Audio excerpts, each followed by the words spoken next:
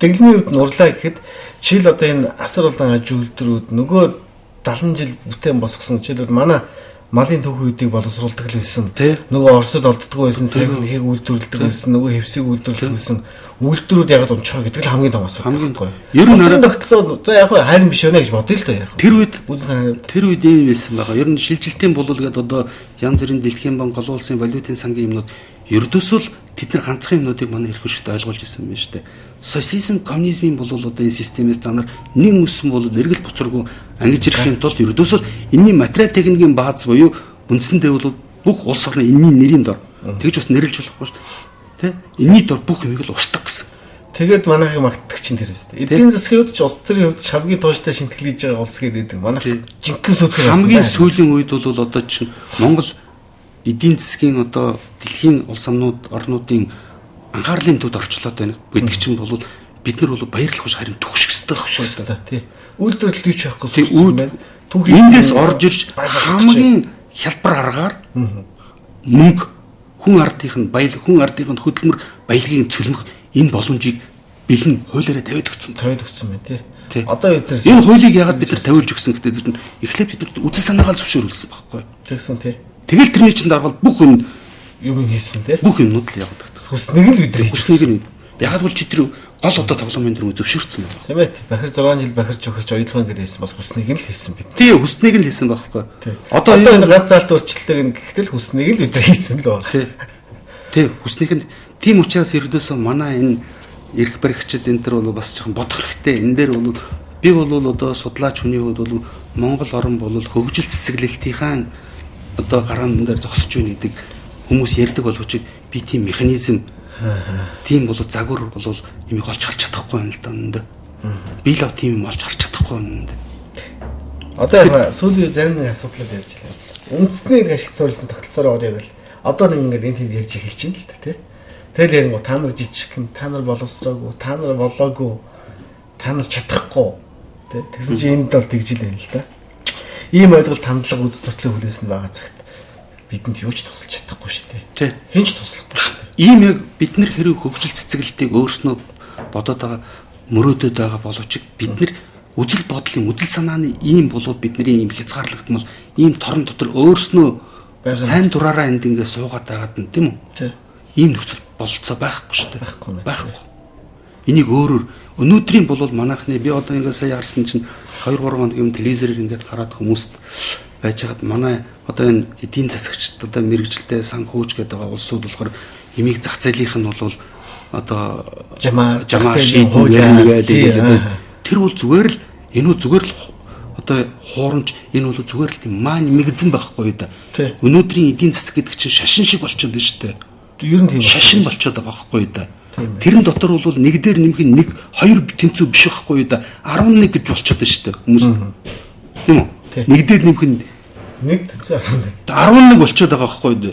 Тэгж ойлгуулад тэгээ бүх юмыг зах зээлд нь хаяг зах зээл өөрөө шийддэг гэдэг. Үл үзэгдэж гараа шийддэг. Уг нь тэгтэл үл үзэгдэж гар нь бол одоо энэ дэр илэрчил байна. Тэгэлгүй яах вэ? Тэр нөгөө 10 хэдэн синдикат дээр гарсан нөгөө нэг Америк улсын банкны бодлого. Тэгээд нөгөө сүүлдээ дэлхийн засгийн газар мазар энэ бол явж өгч юм шүү дээ. Тэгэлгүй яах вэ? Тэгээ бүх дайн самуу юунаас олж гарсан, хинээс олж гардгийг. Тэ? Яагаад үндэстнүүд эрх ашиг хамгаалж чадхаа байцсан, эдийн засгийн халуурчдын тухай энэ дахиад маш тодорхой орж ирсэн. Тэгэлгүй яах вэ? Энэ эдийн засгийн халуурчдын амжилтыг унших жоохон хүндэлтэй. Энэ дэр бол маш энгийн мэлээ тий. Тэ маш энгийн үгээр маш ойлгомжтой.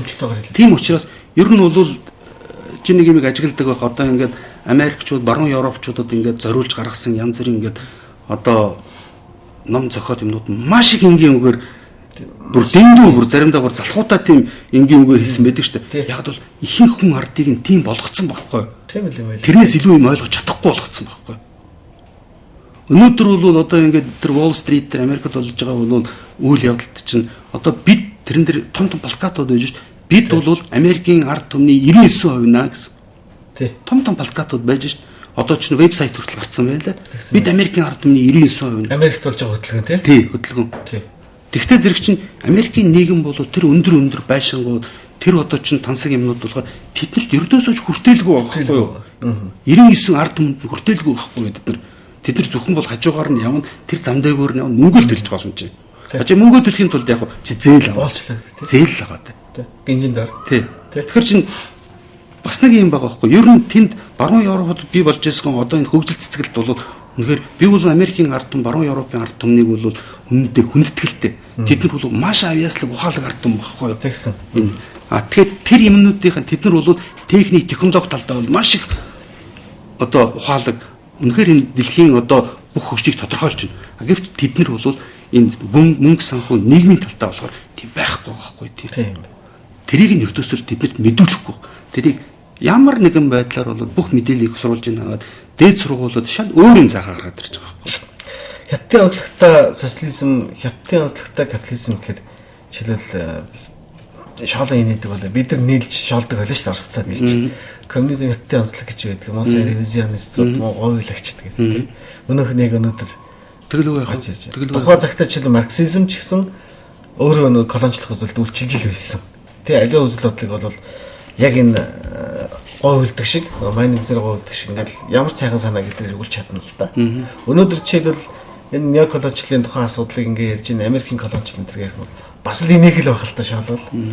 Гэтэ нөхцөл байдал нь дэлхийн нийт жишээлбэл Монгол бүр тодорхойлол оюутлах Wall Street-ээс хамаарч байна гэхээр галзуурчсан байх гэж та хоёр хэлсэн. Тэгэхээр уг нь энийг уншчихад уг нь ойлгочиход байх. Америк ажилгүйчүүд 48 сая гэлүү те. 46 сая хүн бол өнөөдөр ажилгүй гэж байгаа. Гэхдээ бол ажил ирж байгаа гайхалтай нэг юм те. Ажил ирж байгаа улсуудыг 2 сарын дотор бол ажил ирж байгаа улсуудыг тэр 46 сая даа шүү оруулаагүй байгаа шүү дээ. 46 сая хүн 2 сар 46 сая хүн ажилгүй. Тэр бол 2 сараас дээш хугацаагаар ажилгүй үсгэсэн үг шүү дээ. 53 сая хүн эмнэлгийн даатгалгүй. Америкийн бол нийгмийн ямар ч хаалт Америкийн нийгмийн дунд давхарг нь бол өрөндөө живцсэн байгаа байхгүй юу? Ийм байдал. Тэтгэлгүй нэг хэсэг нь бол бүх ажил амьдралынхаа туршид бол тэр мөнгийг нь олох гэдэг нөгөө хэсэг усуд нь болохоор санхүүгийн энэ аргаар янз бүрийн болов бүтээгдэхүүн гэсэн нэртэй ганц зэрэг ийм бол холихаргаад тэднийг шулаад мөлжөөд үндсэндээ одоо бол юучгүй болгоцсон байж байгаа байхгүй юу? Тийм ээ. Тартагтаад болох бодлоо. Тэгээд өшөө тэдний чинь маш хүчтэй бол нийгмийн энэ манипуляцийн энэ маш олон техник технологиудыг ашиглаж байгаа шүү дээ. Тэгж чинь хэвлэл мэдээлэл хэрэгслүүд. Тэр тусмаа нөгөө чөлөөтдөг мундаг хэвлэлүүд, нөгөө том сонин сэтгүүлүүд, кино, урлаг, тэгэлгүй Холливуд тэр чигээр бүх юм ердөөсөө би арай хэлж штэ бидний өнөөдрийн амьдрал бол том ийм жижиг тий энэ бодит амьдрал биш байхгүй виртуал орчин гэдэг. Виртуал орчинд амьдраад байхгүй да бид нар бодиттой юмд бид нар нэг тийм киноны нэг том одоо улс найруулагч нарын тавьсан ийм том жүжиг дотор нь жүжигэнд нь оролцдог юм туслах дүр дээр ордог ийм л улсууд болчихж байгаа байхгүй. Тэр гол дүр дээр нь орж байгаа улсууд нь бид нар 99 байна. Бидний амьдрал болохоо байлаа гэхэд бидний бүр хамгийн арын игнэн зогсож байгаа бид нар энийг мэдэхгүй байна гэдэг чинь бол эмгэнэлтэл байгаа байхгүй да. Тийм. 90 цагийн дуудлага гэдэг их л гоё нэр өгсөн нэр очилсан байна тий. Би ягаад гэвэл энэ 90 цагийн дуудлага гэж ер нь Zeitgeist гэдэг бол өөрөө энэ бол герман үг байгаа. Энэ бол үгийн гол утга нь болох гэдэг тухайн нийгэмд үзэл одоо давмгаалж байгаа нүдэн тарагдахгүй боловч албан ёсоор ингээд тунхагдан зарлаад байдгүй боловч тухайн нийгэмд давмгаалж байгаа үзэл санаа, үзэл баримтлал тулгаалтал байхгүй гэсэн үг байхгүй. Тэгэд би энийг 90 цагийн дуудлага гэж орчуулсны голонгоор ер нь хүн төрлөختөн сүүлийн 4 жилд болоог энэ сэхэр ухаарлын энэ ерэн рүү бид нэр хөл тавьж байгаа байхгүй. Тийм учраас би оншигчтай ингээд дахиад хэлэхэд ер нь бид нар өөрсдөө энэ 90 цагийн дуудлагыг өнөхөр оюун санаа зүрх сэтгэлээрээ сонсож энэ дуудлагыг бид нар чих тавин сонсож өөрийнхөө ажил амьдрал өөрсдийнхөө байгаа байдал нийгэм улс гэрийнхээ энэ тухай хувь зээний тухай бас бодох хэрэгтэй болчтой гэдэг энэ санааг л хүмүүст хүргэх. Төрүүлж мэдээлэл авмаар л. Энэ одоо өрн дахинд одоо бүр Америк дахинд тэгэлгүй яах юм. Яг энэ хөдөлгөөн одоо жинхэнэ өрнөд хэлсэн шүү. Бид энэ номон дээр байгаа шүү дээ. Энэ номон дээр байж байгаа.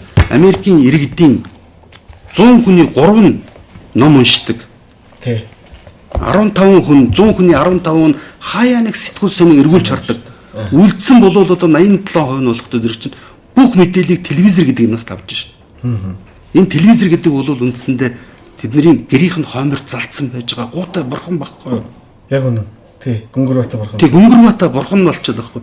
Энэ телевизээр ярьж байгаа юм бүхэнд бол үнэн гэж байгаа. Аживч энэ телевизээр явуулж байгаа бүх энэ одоо мэдээд контентын бүх одоо чинь шүүлтүүрийг барьж байгаа энэ улсууд үнэхээр одоо тэр одоо бүтлгүү улсууд бол үнэхээр бүх хүн ард бол амар өрөвдөлттэй байдалтай байгаа зү. Яг л тэгж байгаа л да. Шууд хавсдалтанд л. Тийм байхгүй да тийм. Байнга. Тэгээд тэр чинь нөгөө нэг 1000 дахин давтвал үнэн болдог гэдэг шиг хэдэн сая дахин тийм чинь тий. Орой болгон тэгээд яг тэрлэгөө л яг ингээд энэ дээр бол энэ ном юун дээр байгаа шүү дээ. Джон одоо тэр Николас Рокфеллер гэж бол одоо энэ Рокфеллерүүдийн гэр бүлийн энэ Америкийн болол олон нийтийн зүтгэлтэн кино найруулагч үнтэйс ярилцлага байгаа шүү дээ. Би тэрийг хайгаад ямар ч бол одоо чинь энэ хүн итгэхийн аргагүй солиотой юм шиг имийг сонин хэвлэл телевизээр бол байнга давтаад байвал тий. Үнэн болчих. Тэр үнэн болгоод хүмүүст үнэн гэдээ ойлгогдчихдаг байхгүй. Чавсаа салах гэж салчлаа. Николас энэ аль ядагчтай хийж байгаа дайныг шоолж инээж ирсэн. 9 сарын дайсан чинь байгаагүй шүү. Тэр хүн ингэж хэлсэн байгаа. 2001 оны 9 сарын 11-нд болсон үйл явдлыг арабууд Аль-Каида хийсэн гэж бол байнга яриад байсан улс учраас хүмүүс тэгээ түлээгээд олгоод авцсан. Тэ? Одоо та нар бол байхгүй улсуудыг нэг ууланд очиж агуу улсуудыг ирнэ. Хизээч энэ тэр улсуудыг олохгүй. Тэ? Яг л тэр улсууд байхгүй байхгүй. Харин энэ тэгж юм л да. Терроризмтэй хийж байгаа энэ данд хизээч ялах боломжгүй. Одоо Николас Рокфеллер хэлсэн шүү дээ. Учир нь энэ бол мөнхийн дайн юм. Харин одоо хүн сөрөг улс энэ хүмүүс иргэчүүдээ л хязгаарлаж авах нь чухал байна. Өөрөөр худлаа энэ бол. Бид нар дайтаалаа гэсэн л сурталчилж яваад л одоо манараа л бөмбөг дэлбэрэл үзээл яах. Одоо тэгээд Америк энэ баруун Европын орнуудад янз бүрийн бол одоо арга чаргаар янз бүрийн бол башир аргаар хүмүүсийн арьсан доор нь чип суулгах. Тийм ээ. Ийм ажиллагаа бол эхэлчихэж байна шүү дээ. Тийм ээ. Бүртгэлийн нөгөө төгөлдөржилт нэмээс тэ бүр хамгийн дээд төгөлдөржил нь тэ тэр бол. Тий. Тэгээ ер нь бол ийм номнууд байдаг шүү дээ. Одоо чинь Олдс Хаксли бол янз бүрийн одоо антиутоп болоо зохиолууд гардаг. Тий. 1984 он гэл тийм үү. Тэгэл нэг Малеферметрийн зохиолууд байгаа шүү дээ. Тэр бол ердөөсөө тэр үедээ мэдээлэлтэй байсан улсууд яг одоо ердөөсөө 20-30 жилийн дараа болох үйл явдлуудыг л бичсэн гэж байна. Яг тийш л явж байгаа байхгүй. Гайхалтай тий. Терроризм хийж байгаа юм данд ялах боломжгүй. Тэгвэл та нар энэ дайн бол жинхэнэ дайн гэдэгт хүмүүсийг итгүүлж чадна гэж бодож байна уу гэсэн Николас Рокфеллер. Олон нийтийн мэдээлэл хэрэгслүүдээр телевизээр л энэ дайн бол жинхэнэ дайн гэдэгт бүгдийг итгүүлж чадна. Хүмүүс яриад л эцэст хүмүүс тэр зүйл итгэждэг. 13 онд яг ийм холих зүйлээр холбооны нөөцийг анх байгуулсан гэдгийг чи угаасаа л мэдчихэж байгаа шүү дээ. Өөрөөр хэлбэл нөгөө холбооны нөөцийн нөгөө нэг өнөөгийн тогтсон системийг бас яг л ингэж ойлгож байгаа юм шүү дээ. Хоёрдугаар хэлсэн дайн бол хийж байгаа дайн бол бас л яг л ийм юм. Тий. Дэлхийн 2-р дайн, дэлхийн 1-р дайн мэдээж бол дайныг бол нөхцөлдүүлдэг маш олон хүчин зүйл байгаа. Гэхдээ дайн зүг зүгээр байж байгаа хараа энэ даа өөрөө зөнгөөрөө бий болчдөг байхгүй. Тэгэхээр тэр нь бодчихдаг байхгүй. Тэрэн донд бол дэлхийн энэ улс орнууд татагдсан орнууд тэрийг ердөөсөө л энэ санхүүч нь банкирууд л хийжсэн асуудал гэж байна. Тийм л. Тий. Энэ бол ганцхан ном биш ердөөсөө энэ номон дээр байж байгаа энэ өндөр асар олон болоод ишлэлүүд байгаа шүү дээ. Тэрийг хүмүүс аваад тэрүүгээр ороод ингээд судах бол бүрэн боломжтой байхгүй. Адам Кёртсийн энэ өрх гэдэг энэ бас гайхалтай баримт кино тий. Наадах чинь бол бас 3 ангитай BBC болчихоо гэдэг тий. Энэ бол BBC шүү дээ тий. Наадах чинь бол яг BBC-ийн бол 3 ангитай. Адам Кёртс бол одоо бароонд бол хүлээн зөвшөөрөгдсөн байгаа. Үнэхээр бол агуу том бол кино докюментарист хүн шүү дээ.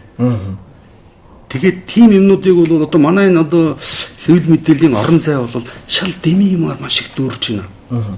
Хүмүүст бараг гэрт нь орж ижил юм зарах гал байгаа болохоос шүү хүмүүст бол их хэрэгцээтэй Монголын хүн ардад бол хэрэгцээтэй хооч үед залуучууд манд хэрэгцээтэй ийм мэдээлэл бол маш хомс биш дээ.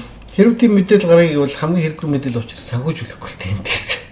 Тэгэхгүй угаасаа тэр чинь тэгэхэр байна. Тий. Одоо нэг тийм сони юм байж байгаа шүү дээ. Чөлөөт гэдэг хэвлэлүүдийг тавиад тэр чөлөөт хэвлэлүүд нь өөрснөө реклам тавьж бол зах зээл дээрээс амьдрэх гэсэн тийм байж болохгүй шүү дээ.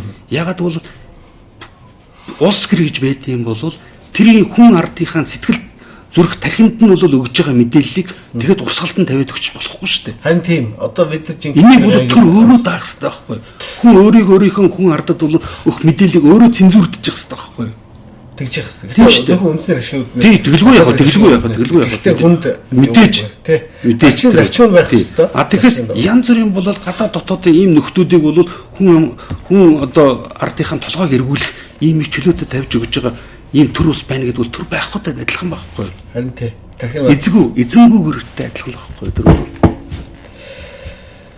Тийм л юм. Ер нь бодролдох бид энэс өөр гуйхад энэ кинонуудаас танд байгаад орчуулсан байж таараа тий. Бид нар авч гаргая л та. Тий болдгоо яхаа тий. Би тэгээд бас дуурлахад жишээлбэл би жишээлбэл хэцүү гэж бодож байна л да. Жишээл ийм хүнд сэдвүүдэд дуурлахад энэ зэмдэнд оруулахад хэцүү биес хүн болж байгаа ш. Ер нь зүгээр тийм хүнд байгаа. Яг л эхлээд энэ чи ойлгож дараа нь уншихгүй бол энэ өөрөө бас хүнд асуудал байхгүй.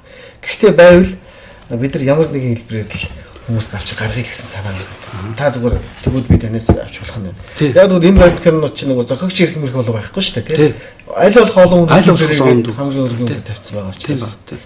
Ер нь бол үзэл санааг бол ямар нэгэн үзэл санааг зохиогчийн ирэх энэ төр гэсэн юм балан ямар хязгаарлагддаг байхгүй. Зохиолчийн ирэх гэдэг бол хүний зүгээр өөрт нь ганцхан тэр хүний тархинд орж ирэх. Өөр хэний ч тархинд орж ирэхгүй байх. Тийм магадaltaй юмнуудыг л бол санаануудыг одоо патентлж болно шүү дээ. Энийг бол зохиогчийн ирэх авч болно. Угаасаа бодтой байж байгаа юмыг угаасаа нийгмийн үзэл санааг хэн нэгэн хүн патентлж авах гэж өмчлөн гэж тийм байхгүй шүү дээ. Ер нь тийм үзэл юм байж болохгүй. Ер нь энэ бол би бас яг энэ тухайн асуудлаар бол энэ оюуны өмчийн одоо эрх хариуцын усудаас санал солилцчихсэн л та. Тэд нар ч гэсэн үзэл санааг бол патентлж авах зохиогч ирэх боломжгүй маа. UB Man CG-Man гэх сайтн дээр тий би нэг юм тий. Тийм ээ тий. За тэгвэл ойлцоо тэгээ хэрвээ энэ Z-cast-ыг би бол зүгээр тийм санал тавих гэдэг. Аваад дууруулаад гаргах гэж үзье. Тэгээд яг тайлбартаагаар явъя л та. Хүмүүс яг бүрхэх гэж байгаа бол тэгэх юм бол тас танд боломж байна уу гэж. Тэгэлгүй хаа би бол тэрэнд бол доорлоход бол бэлэн байд. Тэгэд би тэрийг бол өөрийнхөө сайтн дээр нэгдүгээр тавьсан байгаа. Би зүгээр та бүхэнд бол энэ завшааныг ашиглаад ингээд хэлэхэд 2011 оны бол баримт киноны Оскарыг авсан Inside Job гэдэг нэг тийм тийм Inside Job гэдэг тийм алдартай баримт кино гарсан шүү дээ. 2010 онд гараад 11 онд бол баримт киноны Оскарыг авсан юм киногоо би тэрийг цаг 48 минутын кино байгаа. Бүгдийг нь орчуулад одоо субтитл хийгээд өөрийнхөө сайтн дээр бол тавьчихсан байж байгаа. Би бол мэдээж танай телевиз үзэх дуртай яа. Цаг маань юу учраас дуусч байна. Одоо энэ бол ингээ харахаар энэ нийгэмд гэхдээ энэ либерал нийгэмд хамгийн их гай болж байгаа номууд гарцсан байна те. Одоо яг дэлхийд дахин ирж байгаа.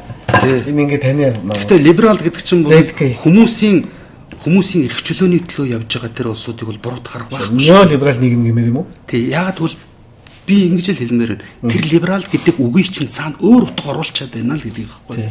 Бид нар бол одоо чинь либерал одоо ч либертарианизм үзэлгээд бол бид нар хөөрөө дэвкцээд байгаа боловч тэрний чинь цаана шал өөр үзэл санаа, өөр үйл ажиллагаа, өөр бодлого яваад байна л гэдэг. Марксизм Оросд орж ирээд танигдхаа байгаа дэлхийн систем болгоо бүр танигдхаа байлаа гэдэг шиг юм болчиход байна гэдэг л юм байгаа дээ. Эдийн засгийн алуурчны юм чинь сүүлийн үр би энийг их олон ялангуяа цагаан алтуудыг уншаасаа л гэж бод. Энэ улс төрийн үзэл санааны алуурчд гэдэг тий.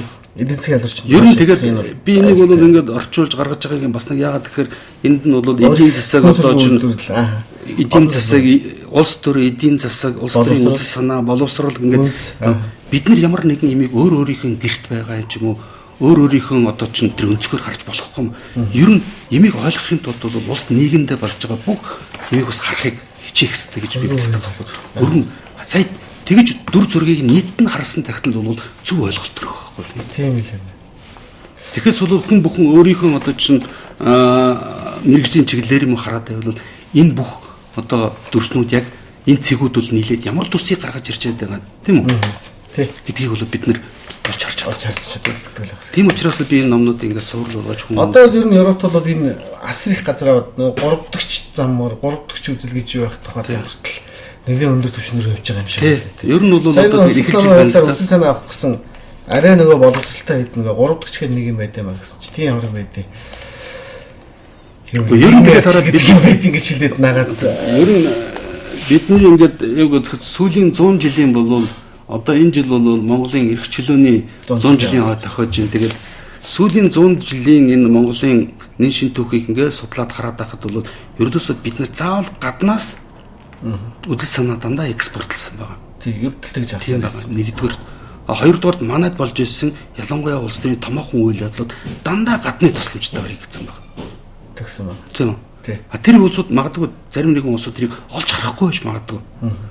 Яг бол энийг жихэн судлаад, гүнзгийхэн судлаад олон судлана гэдэг бол мэдээж бохол усан дотроос зүй хэрэгтэй адилхан ийм ажил л да. Гэхдээ тэрэнд уйггүй маш олон их усүрээс ингээд аваад өгмөд харин нөгөө төрүүчийн хэлдгэр бол тэр нөгөө пазлууд нь одоо ингээд пазл нийлүүлж байгаа юм шиг. Яг тэр дүрс нь гараад ирдэг байхгүй даа.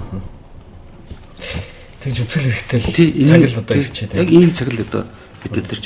Гэхдээ бидэнд бол хамгийн гол нь уншигчтай ингээд ирэхэд 90 зууны дуудлагыг бол бид нар оюун санаа, сэтгэл санаа үзэл бодлоороо бол бас хүлээж авах энэ юмд бол бид нар бэлэн байх хэрэгтэй. Тийм ээ. Бид нар бол бас нэг бодлын бол арчлын эсрэгчин биш, төр засгийн эсрэгчин биш. Энэ дэлхийн нийт тийм явж байгаа том үйл явдлын зам руу орж байгаа хамгийн тодорхой харуулсан. Тэгэлгүй яхаа 2008 оны хямрал бол одоо дууссан гэдэг боловч дуусаагүй байгааг нь хүн бүхэн харж байгаа үстэй. Ер нь одоо дараагийн хямралаар ирж байна 13 он хамгийн хүндрүүгээ орны ойлгомжтой болж байна. Энэ системүүд нь болохгүй системүүд нь илэрчээд байна. Яагаад гэвэл тэрний өөр хамгийн цаашлын углуурах юмнууд нь яг түрүүчийн бидний ярьсан шиг тийм хит хитэн болвол бүр үндсэн болвол одоо механизм нь өөрчлөгдөхгүй бол өөр энийг өөрчлөх энийг цааш нь бол ямар нэгэн байдлаар рестарт хийх тийм боломж байхгүй байна л гэж. За тэнд баярлалаа. Баярлалаа.